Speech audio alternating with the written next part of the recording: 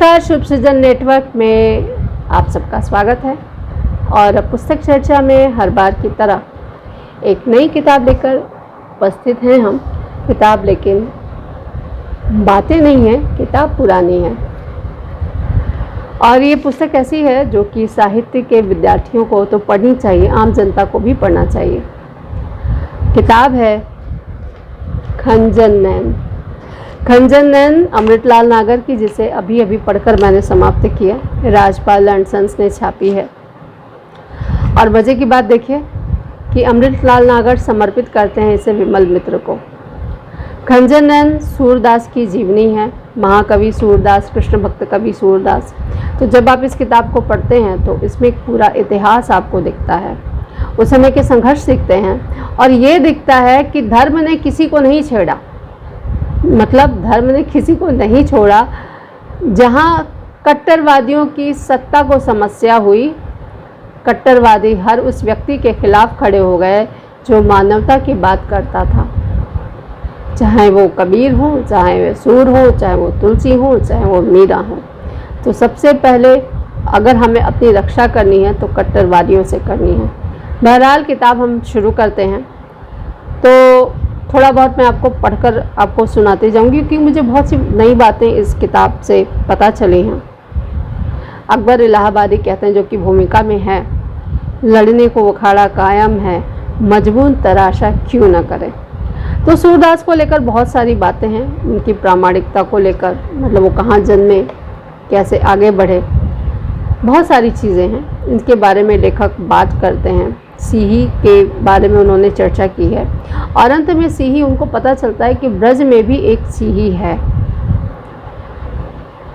परासौली की चर्चा बहुत होती है।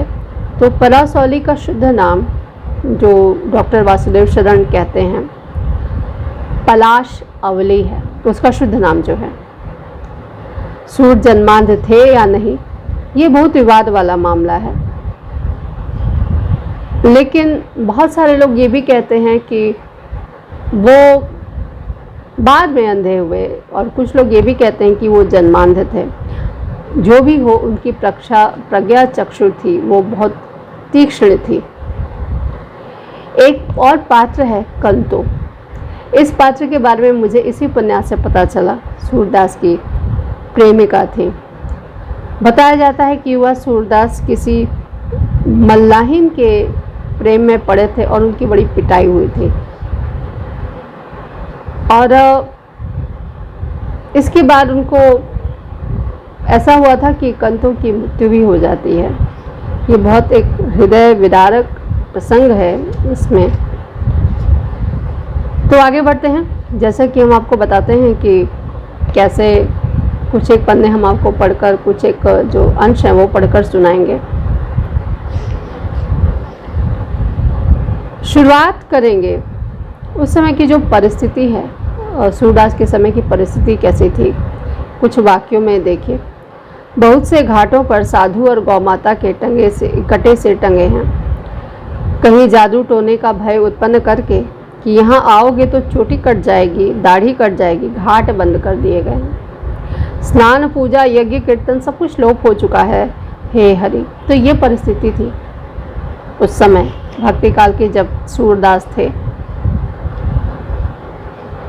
और बहुत प्रताड़ित किया जा रहा था जो जनता थी उस समय। सूरदास का जो नाम है वो सूर्यनाथ है।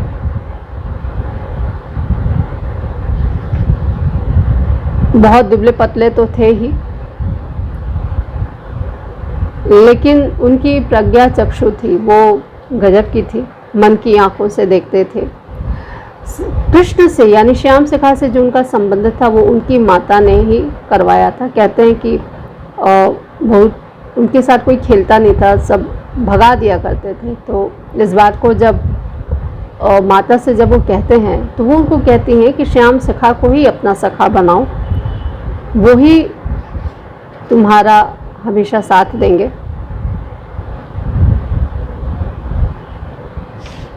और इस किताब को जब हम पढ़ते हैं तो मुग़ल काल के समय क्या स्थिति थी हिंदू समाज की, उसके बारे में जानकारी होती है हमें इस किताब को पढ़कर। यहाँ पे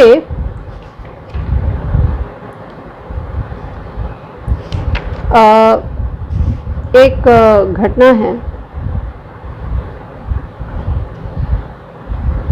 एक अंश मैं आपको पढ़कर सुनाती हूँ।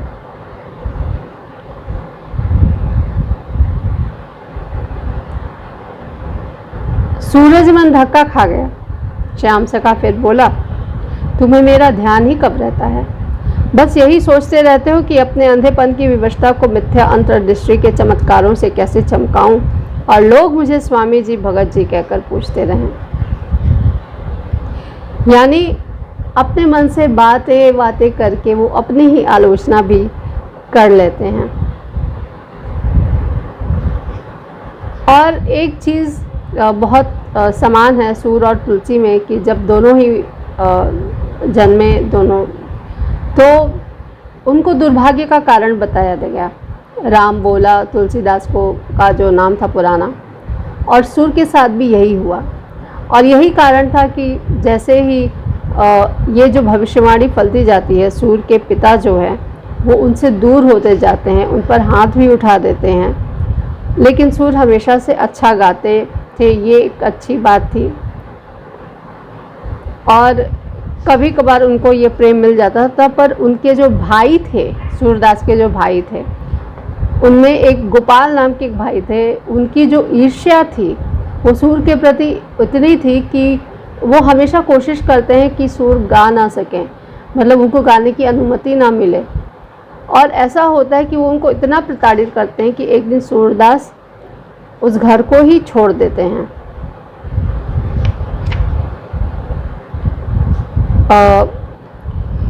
विमुख जनन को संग न कीजे, जिनके विमुख वचन सुनी नमदे, दिन दिन देही कीजे। मोको नेकू नहीं यह भावत, परवस को कहा कीजे। धिक ही घर धिक इन गुरुजन को, इनमें नहीं बसीजे। सूरदास ज्योतिष वो देखते हैं, ज्योतिष विद्या उनकी बहुत थी, और उस ज्योतिष विद्या की सहायता से जो उनकी लोकप्रियता थी वो बहुत बढ़ती है। बहुत सारे जो धनाढ़ सेठ हैं, यहाँ तक कि कई बार जो उस समय के जो मुग़ल काल के जो मनसबदार थे, जो अधिकारी थे, वो भी उनकी सहायता करते हैं। और एक दिन ऐसा आता है कि जब उनके जीवन में कंतो आती है, जिसकी वो बहुत उपेक्षा करते हैं। वो नहीं चाहते हैं, क्योंकि नारी को लेकर तरह तरह की बातें तो कही जाती हैं, लेकिन बागे चलकर अपनी निष्ठा से, अपनी निश्चलता से वही कुरूपा कंतो अंत में उनकी सखी बन जाती हैं। और ऐसा होता है कि वो हमेशा सूर की परछाई बन जाती हैं जब तक वो रहती हैं। उनकी तमाम सूरदास उनको उपेक्षित करते हैं, वो नहीं चाहते हैं, तो उनको बहुत कुछ सुनते हैं। वो सोचते हैं कि कंतुन को छोड़कर चली जाए, लेकिन कंतुन को जाती नहीं है छोड़ के। और इसके साथ ही एक समय आता है, वो भी आता है, जबकि सूर दास का जो मन है वो थोड़ा सा बहकता है, तब कंतो उनको संभालती है, और तब वो उसे बहुत ज़्यादा वो करते हैं, बहुत ज़्यादा उसका सम्मान करने लगते हैं। लेकिन संघर्ष तो थे, षड्यंत्र भी थे, क्योंकि जैसे जैसे सूरदास का जो उनकी जो प्रसिद्धि है वो बढ़ती जाती है, तो जो पंडित, जो मैंने कहा, जो कट्टरवादी जो पंडित थे, जिनकी सत्ता हिल रही थी इनके गीतों से, वो उनके पीछे पड़ जाते हैं, षड्यंत्र किया जाता है। और ऐसा होता है कि बहुत षड्यंत्र करके उनके चरित्र पर कीचड़ उछाला जाता है और हिंदू भी उनको पीटते हैं और मुसलमान भी उनको पीटते हैं। एक घटना में आपको सूर क्या सोचते हैं। कंतो खिलखिलाकर हंस पड़ी। सूर स्वामी को लगा जैसे उनके मन के अंधेरे में तारे चमचमा उठे हों। कितनी सरल हृदय के सरोवर में मानो तल से ऊपर तक तरंगे ही तरंगे उठी हों। कंतो बोली, आंखें तो हैं नहीं, इतनी दुनिया कैसे देख पाओगे। राधा रानी मेरी लाठी पकड़कर ले चलेंगी। मैं तो विश्वास कमाने चल रहा हूँ। कल की मार ने मेरे विश्वास को चुनौती दी है। यानी सूरदास को पीटा जाता है। सूर कंतों की लीला भीड़ देखी वे चलो। गली गली गुहार लगने से कौतूहलवश अचानक जुट जाने वाली भीड़ जुड़ गई। कालू केवट की बस्ती में भी बात फैलाने में कसर न रखी गई थी। दृश्य दर्शाने के लिए ढेर सारी मशालों का प्रबंध भी कर रखा था। सब कुछ चौकस। 1:30 पहर रात में दर्शाई गई यह लीला, मतलब वो दोनों आसपास हैं, लेटे हुए हैं, इस तरह से दिखाया गया। भावनात्मक दृष्टि से नगर के लिए भयानक सिद्ध हुई। तरह तरह के से टूटते विश्वासों के दिनों में सूर स्वामी ने मथुरा वालों का मन, मथुरा चौकी कृष्ण की जन्मभूमि है, का मन श्रद्धा और विश्वासों से तनिक बांधा था। इस कपट लीला में मारपीट करने वाले भी पहले के ही नियुक्त थे। कंतो और सूर स्वामी की मरम्मत होने लगी। जन की श्रद्धा विद्युत गति से घृणा बनी, क्रोध बनी। यह लात, यह थप्पड़, यह घूसा औषधि की बेसुधी से भीषण प्रहारों के साथ होश में आते ही सूर स्वामी भय, कल्पना, प्रश्न और करुण प्रार्थना के अचंभे भरे लोगों से गुजरते हुए बेहोश हो गए। कंतों की पिटाई कालू और अधिकतर उसकी बस्ती के लोगों ने ही की थी। दोनों ही लहूलुहान, ऊपर की सांस ऊपर, नीचे की सांस नीचे, कराहें तक कठिनाई से निकल पाती थी। होश आने पर भी ठीक तरह से ना आया। ये सब हुआ क्या था? तो ये तो स्थिति है। इसके बाद जब वो छोड़कर जाते हैं तो मुसलमानों की बस्ती आती है। वहाँ भी सूर को लेकर बहुत सारे लोग उनको प्रताड़ित करते हैं। काफिर हैं, इसलिए उनकी अपेक्षा की जाती है। लेकिन जब सूरदास के साथ बदतमीजी होती है तो कंतो बर्दाश्त नहीं कर पाती। नूरे ने सूरे का लाठी वाला हाथ पकड़कर अपनी ओर घसीटा। बायां हाथ पकड़े कंतो क्रोध में एकाएक अपना आपा खो बैठी। देखूं तो सही अपनी मैयों को कितना दूध पियो हो जो ले जाएगी मेरे स्वामी को। मतलब उनको लेके जा रहे थे। और ऐसा होता है कि जब टकराती है कंतो ऐसे लोगों से तो लोग कंतों पर चढ़ बैठते हैं। ये वर्णन देखिए। कुतबुद्धि यह समझा कि नूरे को मारने झपटा है कि अपनी कड़कदार आवाज़ में गालियां बकता हुआ सूरज की ओर झपटा और कमर पर एक छड़ी मारी। सूरज चीखा। चीख सुनते ही कंतों में जाने कहाँ से इतनी शक्ति आ गई कि पलट कर नूरे को धकेला और अपने आगे खड़ी हुई छायाकृतियों की ओर झपटी। कुतबुद्धि की दाढ़ी उसके हाथ पड़ी। इतनी जोर से खींची कि मुट्ठी भर बाल नोचकर हाथ में आ गए। कुतबुद्धि जान छोड़कर चीखा। मजबूर शकूर बैठे ही बैठे चिल्लाने लगा। पास पड़ोस के कुछ लोग आ गए। सबने पकड़कर कंतों को घसीटा, एक अकेली स्त्री को। नूरे पर खून सवार हो गया था। कंतों का गला पकड़कर दबाना शुरू किया। दबाया और दबाया और दबाया, यहाँ तक कि कंतों की सफ़ेद पुतलियाँ और जीभ बाहर निकल पड़ी। चारों ओर के शोर के बीच कंतो मरी पड़ी थी और नूरे खान उसकी छाती पर लदा हुआ गला दबाया ही जा रहा था। क्या करेंगे ऐसे धर्म का जो आपको इतना हिंसक बना देती है। धर्म हिंसक नहीं होता, मैं बार बार बोल रही हूँ। धर्म कोई भी हिंसक नहीं होता, उस धर्म के ठेकेदार उसे हिंसक बनाते हैं। ऐसे लोगों से बचिए, चाहे वो किसी भी धर्म के हो, जो आपको आदमी से जानवर बना देंगे। क्या करेंगे ऐसे लोगों का। तो ये चीज़ें आगे बढ़ती हैं और इसके बाद सूर्य स्वामी के जीवन में बहुत परिवर्तन होते हैं। अलग अलग जगहों पर वो रहते हैं और फिर एक घटना आती है जब वो मिलते हैं वल्लभाचार्य से। वही वल्लभाचार्य जो उन्हें दीक्षा देते हैं।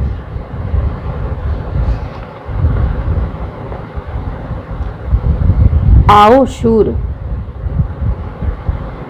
आंखें भले न देख पाई पर मन देख रहा है। वायु में कदम्ब की महक भरी हुई है, यद्यपि यह उनके फूलने की ऋतु नहीं है।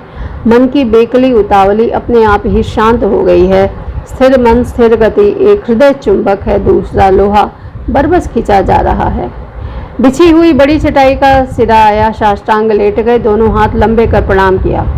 आओ शूर, स्मित वदन महाप्रभु ने हिंदी में कहा। श्याम सखा, वही स्वर जो वर्षों भीतर था अब बाहर प्रकट है। भाव के महासागर में डूबते ही चले गए, चेतना लोप हो गई। अब थोड़ी सी आगे बढ़ती है ये कथा। कहते हैं महाप्रभु वल्लभाचार्य, शूर होकर भी घिघियाते हो। यहाँ शूर का मतलब वीर होता है। घिघियाते हो, कुछ भगवत लीला वर्णन करो भाई। तब वो कहते हैं, उनको दीक्षा देते हैं। श्याम कहते हैं, सूरज अब मैं तुम्हारे पास से कभी नहीं जाऊंगा। और सूर्य स्वामी स्वप्रेरित श्री राधा गोपालाय नमः मंत्र जपा करते थे। और लेकिन जब वल्लभाचार्य आते हैं, जब महाप्रभु आते हैं, तो वो कहते हैं कि सूर्य तुम तो पहले से ही पके खेत जैसे तैयार खड़े हो, किंतु अब तुमने विधिवत आत्मनिवेदन की पात्रता प्राप्त कर ली है।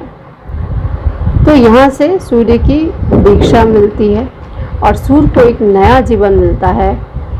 वो सूर्य को सूरदास नाम देते हैं और कहते हैं कि भागवत लीला का वर्णन करें। ये आगे जाती है। सूर्य मीरा से भी मिलते हैं, कुंभन दास से भी मिलते हैं। चैतन्य महादेव की चर्चा भी है इस पुस्तक में। तो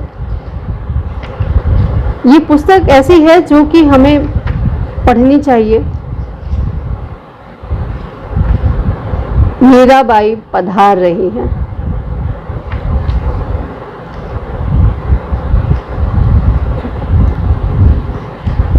मीरा झूम गई। हनुमान ने पहचान लिया, सूरदास हैं उनकी, और हाथ बढ़ाकर खिले मुख से एक पंक्ति गाई। या कुब्जाने जादू डारा री, जिन मोहो श्याम हमारा। यानी वो सूरदास को कुब्जा कहती हैं। खिलखिलाकर हंस पड़ी, फिर पास आकर मत्था टेककर प्रणाम किया। बोली, मेरे मनमोहन को अपनी आंखों में छिपाए सौत बनी मेरी कुब्जा जीजी यहाँ बैठी है। सूरदास बच्चे की तरह खिलखिलाकर हंस पड़े। जान गया बसुरिया सौत आई है मेरे कने। तो सौतों में झगड़ा हो, तुम अपनी कहो मैं अपनी सुनाऊं। बहुत दिनों से आपका जस सुनती आ रही थी, आज बड़े भाग्य से आपके दर्शन पाए हैं। तो ये मुलाकात होती है। फिर सूर्य तुलसी से भी मिलते हैं। तो अगर आप भक्ति काल को पढ़ रहे हैं तो आपको ये पुस्तक ज़रूर पढ़नी चाहिए। सूरदास को पढ़ने में ये किताब आपकी बहुत समझने में सहायता करेगी। और मुझे लगता है कि इस तरह की किताबें और लिखी जानी चाहिए जो हमारे बच्चे हैं, जो हमारी जो नई पीढ़ी है, वो अपने कवियों को, साहित्यकारों को जितना समझेंगे उनका जीवन उतना ही आसान होगा, उसकी चुनौतियों का सामना करना आसान होगा। बहरहाल आते आते हम अंतिम पन्ने पर आ जाते हैं कि हम सूर्य जाते हैं। खंजन नैन रूप रस माते, सूर्य में बसी राधा के नेत्रों की वृत्ति खंजन पक्षी के नेत्रों के समान ही चंचल हो रही है। गायक का स्वर खंजन के चंचल नेत्रों को तूलिका सा चित्रित कर रहा है। सूर्य की आंखें भले ही अंधी हों, पर अब वे राधा रानी के नयन हैं, अतिशय चारु और विमल। हाँ, प्रिय आगमन की प्रतीक्षा में पलक पिंजरे में इधर से उधर बेकली से चक्कर लगा रहे हैं। बड़े चंचल है तेरे नयन, बसे कहाँ हैं राधा सखी? बसे तो प्रिया के पास हैं, और यहाँ भी, यहाँ इस नाते से हैं कि प्रिय अभी आने वाले हैं। उन्हें देखने के लिए आंखों की पुतलियां कानों के पास तक दौड़ाती हैं। कानों में लटके ताटंक फलांग कर घुर कोने तक देखने की उतावली में दौड़ रही हैं। ऐसे करके चीज़ें आती जाती हैं। फिर जब वो अंतिम क्षण उनके जो आते हैं, गोपाल भगवान का चरणामृत मेरे कंठ में डाल, तुलसी चरणामृत कंठ में पड़ा, बाबा सीधे होकर बैठ गए, सबको हाथ जोड़े, मुख से अंतिम शब्द निकले, श्री कृष्णम शरणम मम। प्राण को गीला ब्रह्मरंध्र फोड़कर निकल गई काया का पिंजरा सूना हो गया। अंतिम पंक्तियां मुझे बड़ी अच्छी लगी। चंदन चिता की लपटें ऊंची उठ रही थी, मानो आज ही सूरदास ज्वाला की मीनारों पर चढ़कर पहली बार अपना ब्रजधाम देख रहे हैं। तो ये थी पुस्तक खंजन नयन। जरूर पढ़िए, और मैं कहूँगी कि इस तरह की और भी किताबें लिखी जानी चाहिए हमारे कवियों को, साहित्यकारों को, कलाकारों को, इन सब के जीवन को जो सामने लाए। एक ज़रूरी किताब है ये। तो आज के लिए बस इतना ही। अगली बार फिर किसी नई पुस्तक के साथ हम आपके सामने उपस्थित होंगे। नमस्कार।